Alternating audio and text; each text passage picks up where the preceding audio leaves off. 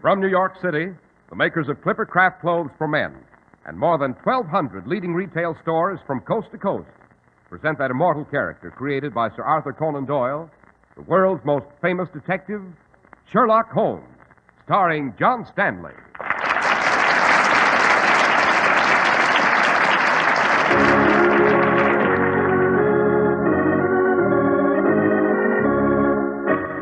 This week's story, The Adventure of the Uddington Witch. Holmes, Yes, Watson? you say you saw a shadow down into this forest after the murder? I did, Watson, and it was an extraordinary shadow indeed. What do you mean? I saw what was apparently a witch, Watson. A witch? Precisely. The Black Witch of Uddington. The local townsfolk say she still prowls this forest.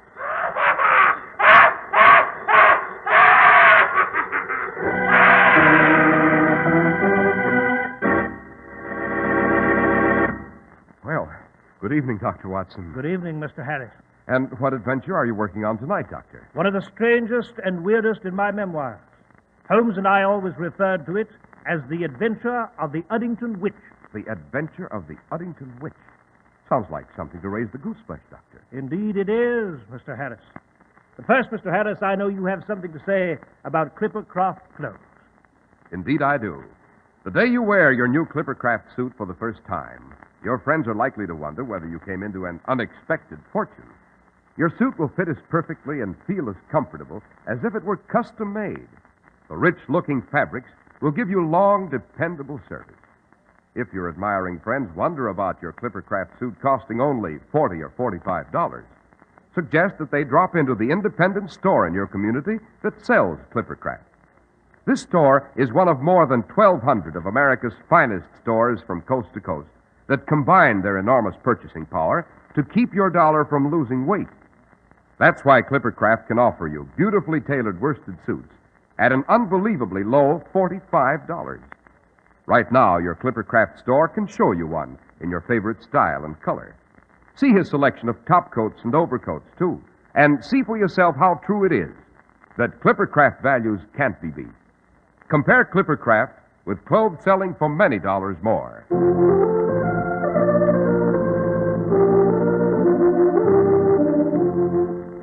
And now, Dr. Watson, what's this adventure of the Uddington Witch all about?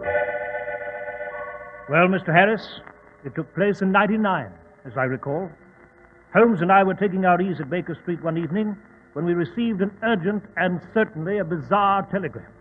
It came from Uddington, a town in the Shire of Lanark, in the lowlands of Scotland. And it was from a Lord Dunbar, master of Heathercliff Manor. It begged Holmes to come to the manor with all possible speed, stating that a witch had spirited away his mother in the dark of night. A witch? Exactly, Mr. Harris. A witch. Naturally, Holmes's curiosity was immediately aroused, and we resolved to take the noon train the following day. But little did we know, as we read the telegram, that tragic events were already in the making at Uddington on that very same evening. It began with Lord Dunbar in his study. Who's there? Who's there? Bruce? Hester? Why in blazes don't you answer? The minute I lock my door, someone has to disturb me. Well, what do you... You! I, Lord Dunbar, I! The Black Witch of Uddington! I come to bring me the death on the witch's supper! No! No!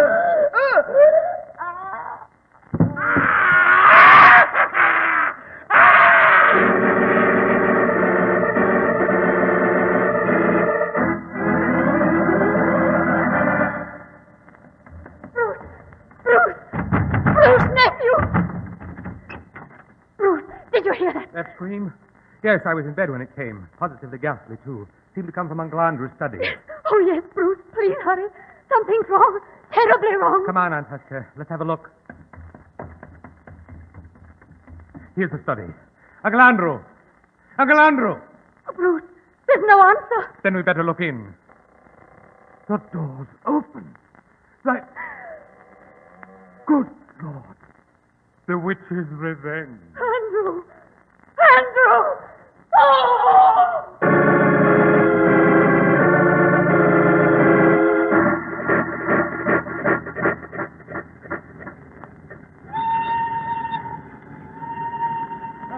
Oh, it's you, Holmes. I was wondering when you were coming back to the compartment. Our train is due in Uddington very shortly. Unfortunately, my dear Watson, we're too late to help Lord Dunbar. Too late? What do you mean? I've just seen a copy of a Newcastle newspaper brought aboard at the last station. Lord Dunbar was murdered early this morning. What? Foully murdered, Watson. Found dead in his study with a steel spike driven through his heart. A spike? Good Lord. Does this method of murder suggest anything to you, Watson? Why, no, Holmes. I can't say it does. And you're not up on your lore of demons and witches, my dear fellow. It so happens that the witches, as recently as 200 years ago, were believed to have tortured and stabbed their victims with pins, needles, and sometimes small spikes. Good heavens. It may also interest you to know, Watson, that the history of Lord Dunbar's antecedents gives this macabre affair a rather grim and yet fascinating twist. What do you mean? An ancestor of Lord Dunbar's in the late 17th century was one of witchdom's most mortal enemies. As Chief Justice of the highest court here in the Scottish Lowlands, he hanged many a witch at Gallowlee, or tied them to a stake on the sands until the tide came up to end their misery. Holmes, you're not suggesting that this is some kind of witch's revenge? I'm suggesting nothing, Watson, until I have a look at Heathercliff Manor and its remaining inhabitants.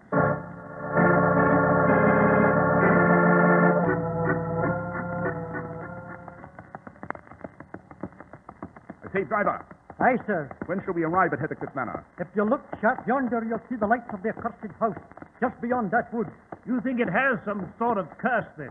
Aye, as sure as my name is Angus Tavish, it's surely haunted by the Black Ones. You see that wood now? Yes? What about it, Tavish? 'Twas there that the Chief Justice, Lord William Dunbar, burned the famous witch, Isabella Whitburn.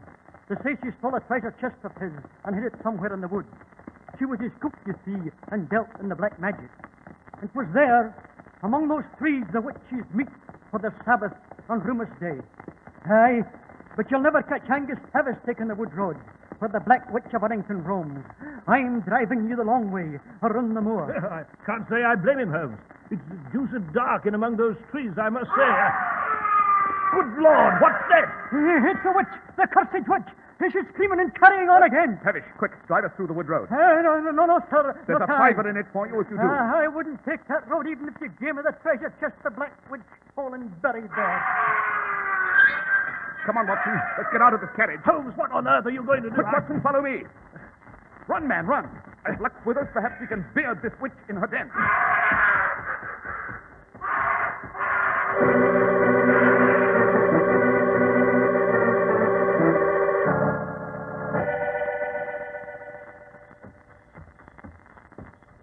Who's that?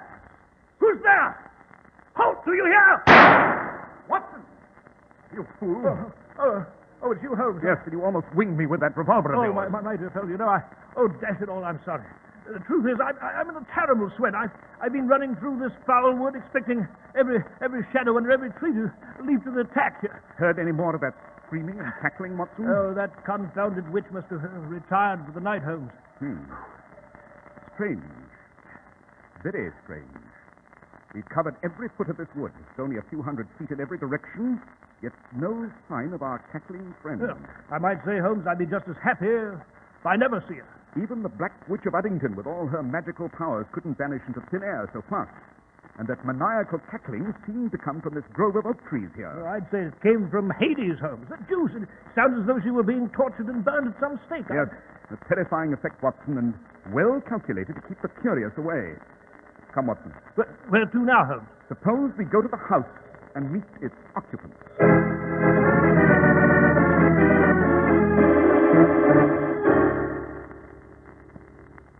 I take it you are Bruce Lennox, nephew to the deceased. Yes, Mr. Holmes, I am. And you have no idea what a relief it is to have you and Dr. Watson here. I knew my uncle had written you, and... Quite. I might add, we arrived in a most unorthodox manner. Through the small wood in the rear of the house. Yes, I heard the most terrifying cackling and screaming there, Mr. Glennick. Couldn't find a trace of the dashed witch. I know. Frankly, gentlemen, I admire you for your courage. I count myself as brave as any man and not addicted to superstition. But I, for one, never had the nerve to enter that wood at night. I can't say I blame you much. Now then, Mr. Glennick, a question or two. Yes, Mr. Holmes? Have the official police been here? Yes, this morning. But the local constable found nothing. Conducted only a hurried investigation. I am afraid he is as much frightened by the legend as anyone else. Perhaps, but at the moment I'm not interested in legends, but in facts. This chain of tragedy, I understand, began with the disappearance of your great aunt. Yes, Lord Dunbar's mother. She disappeared from her room a few nights ago, and we've heard nothing of her since. You think, then, that she was taken by this Black Witch of Uddington? I don't know, Mr. Holmes. She might have just wandered off. My great aunt Emily, well, she was, shall we say, somewhat eccentric. In what way, Mr. Glennick? Oh, she kept muttering to herself, living the past. Definitely unbalanced, Dr. Watson, but as far as I know, completely harmless. I see. Now then, are there any servants here at the manor? Only two. The rest have been frightened off. Who are these two? Cook and the gardener. And Lady Dunbar, where's she? I should like to talk to her. Oh, I'm sorry, Mr. Holmes, but I should not advise it now. Lady Dunbar is in her room, indisposed. The shock. Well, you understand. Quite. And now, Mr. Glennick, we should like to examine the body of your late uncle, Lord Dunbar.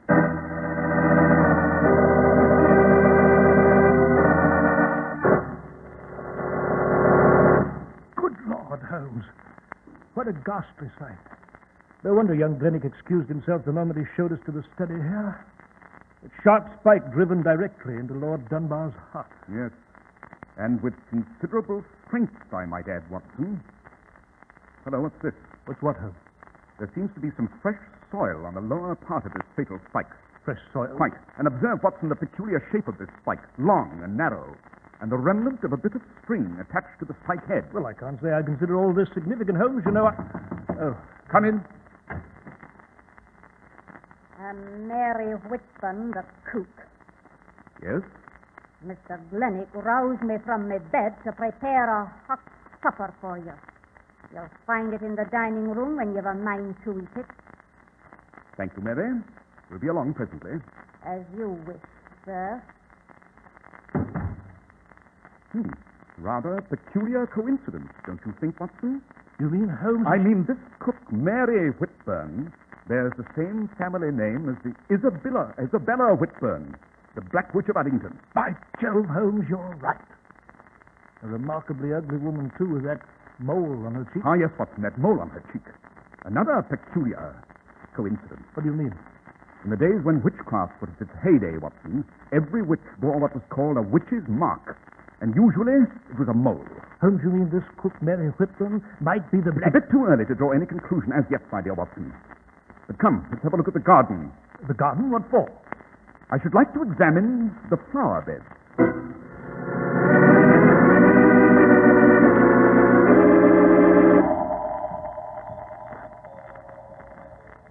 Aha, look here, Watson. Holmes, what are you... Just as I surmised. Note these spikes connected by string. The gardener uses them to stake off these flower beds. By Jove, Holmes. The spike used to kill Lord Dunbar is very similar to this. And it had fresh soil on it. Precisely, my dear Watson. The murder spike was undoubtedly taken from the garden. Perhaps we should have a talk with the gardener here at our earliest opportunity. Holmes, good Lord, what... A scream, Watson, and it came from the house this time. It sounded like a creature in torment. Holmes, look on the second floor of the house. The light's just gone out in that corner room there. Quick, Watson, follow me to the house. I'm afraid the Black Witch of Uddington has struck again.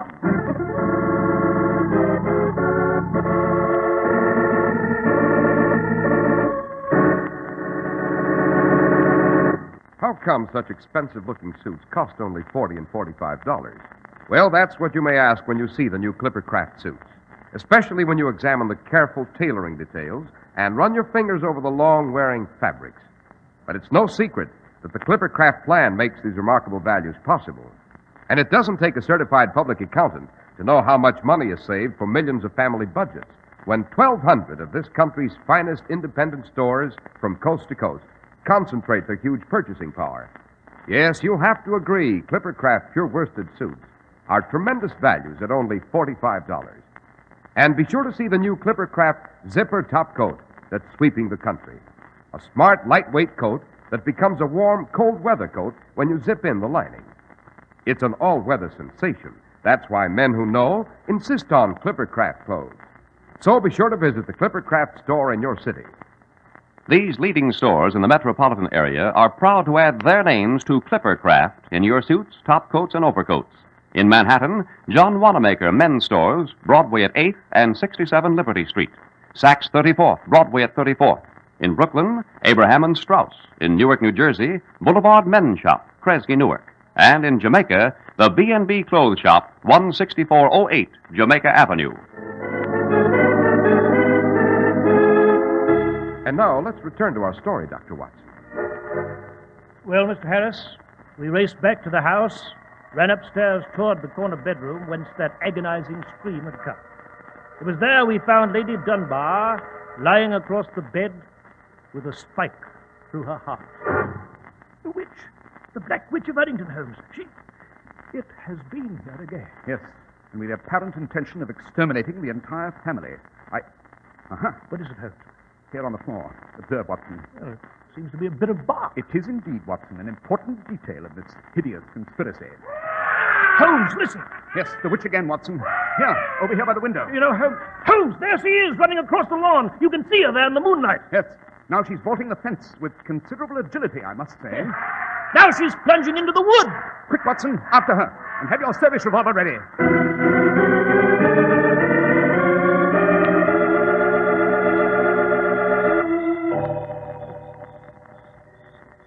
By Jove, I don't understand this.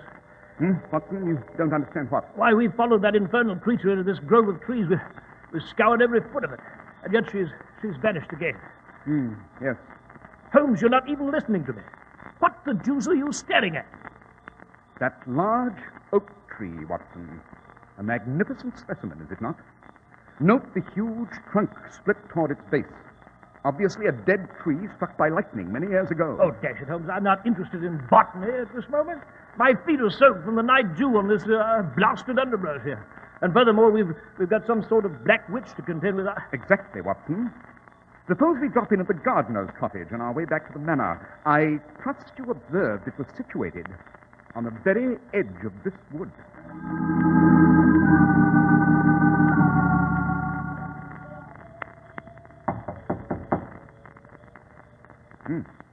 No answer, Watson. Yes, but the light's on, Holmes. Perhaps the gardener's roaming around somewhere. Yes, perhaps. Suppose we try the door. Yes. It's unlocked. Come, Watson. Everything seems to be quite in order here, Holmes. Yes, quite. Holmes, someone's coming. Yes. And I fear we're in the rather embarrassing position of being intruders, Watson. What are you doing in my cottage? You are the gardener, I presume? Aye, I'm Macready, and I've no stomach for strangers coming into my house. Who be ye? My name is Holmes. Sherlock Holmes. This is Dr. Watson. We just found the light on. The door was unlocked, and so we... Aye, the cook told me you'd come on this witch's night. It's an accursed house, and you'd best be off whence you come. We are grateful for your advice, Macready, but we are not ready to depart as yet. I presume you know that Lady Dunbar has been murdered. Aye, and the old lady, and her son, Lord Dunbar, before her. And the end is not yet, mark my... What is it, Mr. Holmes? Why do you stare at my coat so steady? I note that there's a small blood stain on your left sleeve, my dear Macready. Yes? I trust you can explain it to our mutual satisfaction? Why, yes. You see, Mr. Holmes, I killed a weasel. It was a week ago, I think. A bit of blood fell on my sleeve, no doubt. Oh, yes. No doubt. Holmes. Dr. Watson. Oh, Holmes, it's Bruce Glennick. Sweetie, have you seen it? Oh, there you are, both of you. Mr. Holmes, my aunt, Lady Dunbar, she's been murdered by the witch, the Black Witch. Yes, Mr. Glennick, we're aware of that. You've just come from the house? Yes, I was awake in my sleep, heard a loud scream, and then I... Suppose we go back to the manor, Mr. Glennick, at once. Yes? Why? I should like to have a few words with your cook, Mary Whitburn.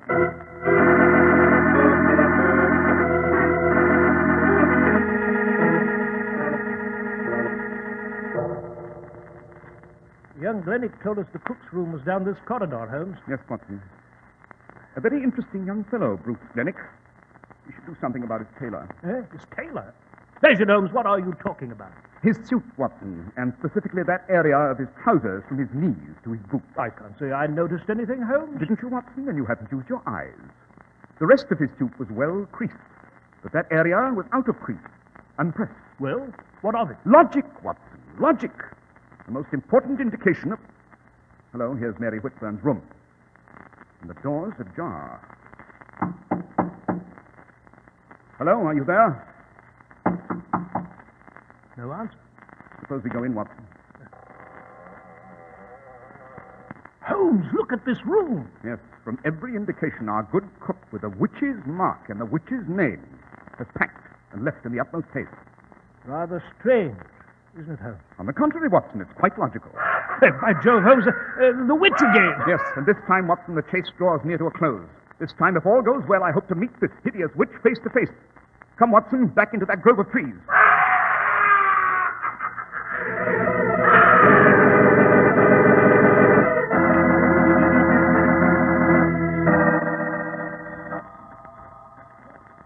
Holmes, that infernal cackling has stopped. It has indeed. But the moon has emerged, and we shall be able to see. Uh-huh. Here we are. Here's that giant oak tree again, Watson, the one killed by lightning. What about it? The lightning split it at the trunk. Note this aperture here. I still don't see why you're so interested in this confounded oak tree. Patience, Watson, patience. I'm willing to wager this tree trunk is hollow. If you'll put your hand through the aperture and tell me... Oh, very well, Holmes, I'll do that. You know, but all this is rather silly. Holmes, What is it, Watson? I felt something. Well? Speak up, man. What? It's something cold. It's soft. Like a human body? Yes. One side, Watson. Let me look into that trunk. Uh-huh. There is a body stuffed into this tree trunk, Watson. Good Lord. The body of a woman, an old woman, and undoubtedly the lady, elder Lady Dunbar, Lord Dunbar's mother, and first victim of the Black Witch of Uddington. You know, Holmes, this is diabolical. It's devilish. Yes, Watson, we're dealing with a highly distorted and cruelly twisted mentality here. Watson. Yes, Holmes? Note the way the roots of this tree are curled upwards and the earth upturned. Yes, but... I'm willing to wager that when the lightning struck this oak, it created a natural cavity under the base of the tree. Holmes, what are you driving at? The final answer to this weird adventure. Come, Watson, we'll go back to the gardener's cottage and get an axe.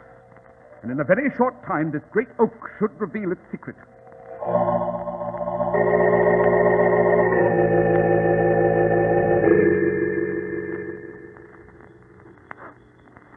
Hold on, Watson. We'll stop here where we can observe that oak tree. Yes, but Holmes, you said we were going after an axe. A subterfuge, my dear Watson, to deceive our quarry. We'll wait until that tree reveals the secret of the man who's been posing as the Black Witch of Uddington. The man, Holmes? You mean the Black Witch is a he? Precisely, Watson. And to be even more explicit, I'm able to name the hideous murderer. Holmes, who is it? Quiet, Watson. Look at the aperture in that tree. By Jove, Holmes. That's a hand.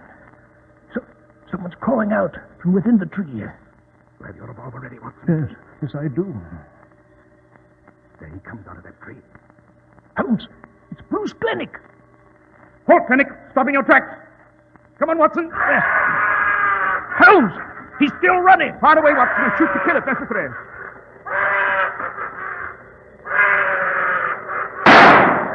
Good shot, Watson. You winged him in the leg.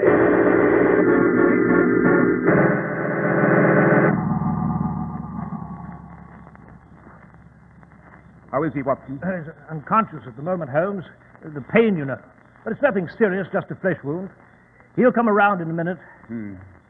Holmes, how did you know that the witch was a man? Elementary, my dear Watson. It needed a man's strength to drive those fiendish murder spikes so deep.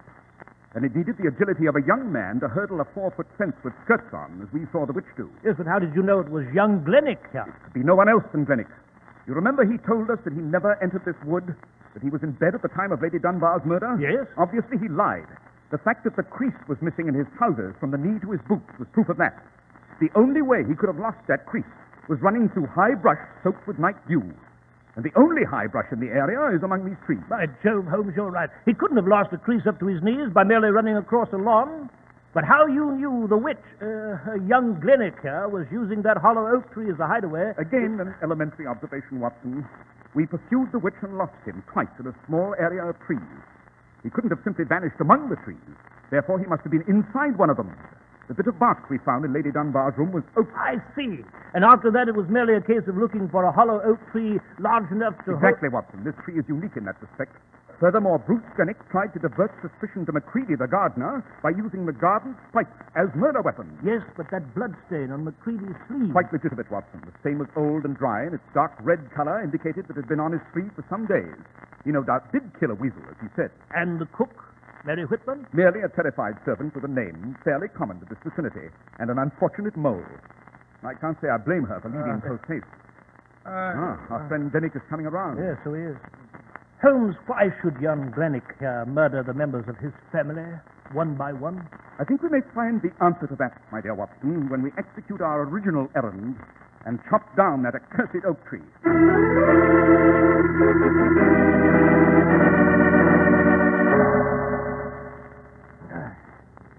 Almost through it, Macready? Hey, Mr. Holmes.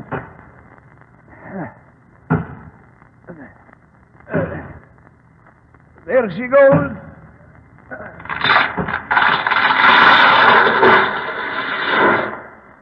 Watson, have a look down that deep hole at the base. Good Lord, Holmes, there's a great natural cavity there. The hiding place of Bruce Glennick. There's the witch's costume that he used. Exactly. Glennick had merely to enter the hollow tree trunk and slide down to the natural cavern formed by the upturned roof below. Holmes, look! There's an old chest down there with the cover raised. And it's filled with money, jewels. Yes, Watson, the chest of the original Black Witch, Isabella Whitburn, stole from her master, the Chief Justice, Lord William Dunbar. And then she hid it here in this tree, back in the 17th century. Precisely. She died with her secret, and Bruce Glennick discovered it. And there you have the motive for his fiendish deeds, Watson. He intended to murder his family one by one so that he would finally remain sole heir of Heathercliff Manor. And then he could claim the treasure for himself. Exactly. But there's a grim and appropriate end to this witch's tale, Watson. Bruce Glennick is exposed, but he'll still suffer a witch's fate on the end of a good, stout Scottish rope.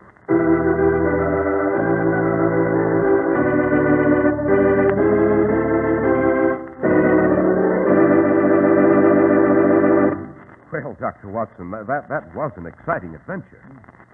Seems to me I'll be hearing screams and cackling in my sleep for the rest of my days. Yes, Mr. Harris. Even now, I occasionally see that shadowy figure racing across the lawn toward that dark wood. I must say, however, that the case left no after effects on Holmes. He had the ready faculty of forgetting one adventure and plunging immediately into another. And what is next week's story, Dr. Watson? It's called The Logic of Murder, and it concerns an expert on evasions of the law and a grotesque new theory developed by a gentleman who had performed 6,000 autopsies. So, Dr. Watson, we'll be waiting eagerly to hear your adventure with Mr. Holmes about the logic of murder.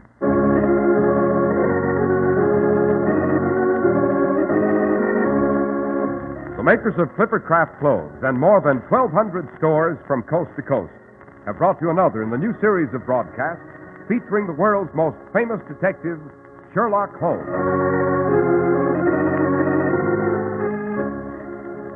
Our stories are based upon the character Sherlock Holmes, created by Sir Arthur Conan Doyle, and the program is produced and directed by Basil Lockridge. Sherlock Holmes is played by John Stanley, Dr. Watson by George Spelman. This week's story was written by Max Ehrlich, with special music by Albert Berman.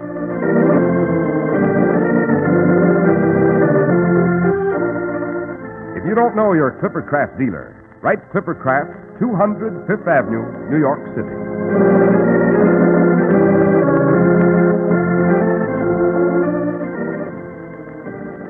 Be sure to listen next week to Sherlock Holmes in The Logic of Murder.